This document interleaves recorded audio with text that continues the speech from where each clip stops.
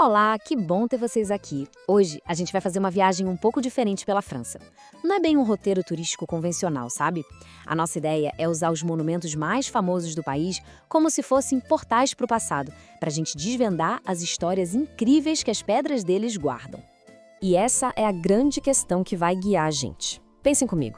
E se a história não estivesse só nos livros? E se ela estivesse ali, gravada na arquitetura que nos rodeia?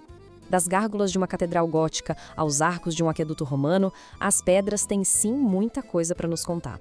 Bom, e a nossa jornada, claro, começa no coração pulsante da França, Paris. Uma cidade que foi palco de revoluções que mudaram o mundo, que foi o lar de uma realeza extremamente rica e também o berço de uma arte que, nossa, não tem comparação. E bem pertinho de Paris, a gente já encontra o maior símbolo do poder absoluto. Vamos com calma na pronúncia. Le Château de Versailles. O Palácio de Versalhes, gente, não era só uma casa. Era uma verdadeira declaração de poder. Um lugar feito para impressionar, para intimidar e para controlar a nobreza. 2.300. Essa é a quantidade de cômodos que existem em Versalhes. Tentem imaginar a escala disso. Era um exército de servos, uma corte inteira de nobres vivendo ali, um labirinto de fofocas e intrigas, e tudo isso acontecendo sob o olhar atento do Rei Sol, Luís XIV. Era literalmente uma cidade dentro de um palácio. De volta a Paris, a cidade em si já é um museu a céu aberto, né? A gente tem a resiliência espiritual da Catedral de Notre-Dame, que sobreviveu a séculos de história, os tesouros da humanidade guardados no Louvre e, claro, a ambição moderna da Torre Eiffel, um símbolo de inovação que, na época, chocou o mundo. Agora, vamos deixar para trás todo esse luxo dos salões dourados. A nossa jornada nos leva para a costa da Normandia, um lugar mais rústico. E aqui, as histórias não são de riqueza e poder, mas sim de fé e de um conflito que redefiniu o século XX. E olhem só que joia, vamos de novo, com cuidado na pronúncia. Le Mont Saint-Michel. É uma abadia que parece desafiar a gravidade e as marés, sabe? Ela surge do mar como se fosse uma visão. Por séculos e séculos foi um farol de fé e um destino de peregrinação. 1000 anos. Pensam só, faz mais de 1000 anos que esse lugar sagrado resiste. Ele já foi um centro de peregrinação importantíssimo, uma fortaleza que ninguém conseguia conquistar durante a Guerra dos 100 Anos e até mesmo uma prisão bem sombria. As paredes de lá contam uma história longa e bem complexa. Mas agora o tom da nossa história muda, e muda drasticamente. Essa mesma paisagem, que foi testemunha de séculos de fé, também foi o palco de um dos momentos mais violentos e decisivos da história moderna.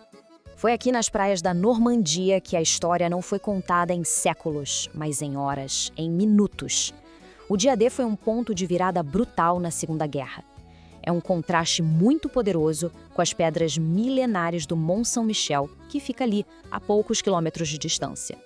Vamos viajar agora para o sul da França e vamos voltar ainda mais no tempo, para uma era bem antes dos reis e das catedrais góticas. Lá na ensolarada Provence, a gente encontra as marcas de um império que moldou o mundo ocidental, o Império Romano. E isso aqui é um monumento à engenhosidade humana. Vamos lá na pronúncia. Le Pont du Gard, uma obra-prima da engenharia romana que, inacreditavelmente, ainda está de pé depois de 2000 anos, desafiando o tempo. Mas afinal, o que é um aqueduto? Bom, pensem nisso como uma solução simplesmente genial dos romanos para levar água potável para as cidades. Isso permitiu que eles construíssem centros urbanos enormes em lugares secos. E a Pont du Gard é um dos exemplos mais espetaculares dessa tecnologia no mundo. E essa herança de Roma, ela tá por toda parte na Provence.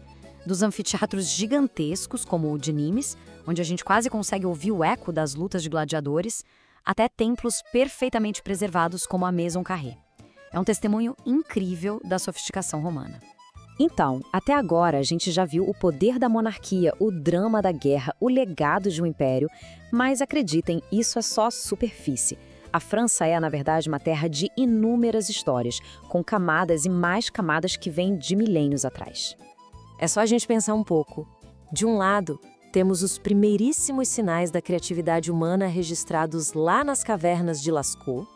Do outro, o luxo e a beleza dos castelos de contos de fadas do Vale do Loire. Cada região da França guarda um capítulo único dessa grande história da humanidade. E tudo isso nos leva a uma reflexão final. A história é uma tapeçaria viva, tecida com pedra, solo e as histórias que escolhemos lembrar. Cada monumento que a gente visitou hoje é um fio essencial nessa tapeçaria imensa e super complexa. E para terminar, fica aqui uma pergunta para a gente pensar. A história não é algo estático, parado no tempo, né? Ela respira, ela evolui. De todas essas narrativas que a gente explorou hoje, de poder, de fé, de conflito, de inovação, qual delas ainda está sendo escrita aqui e agora, no nosso próprio tempo?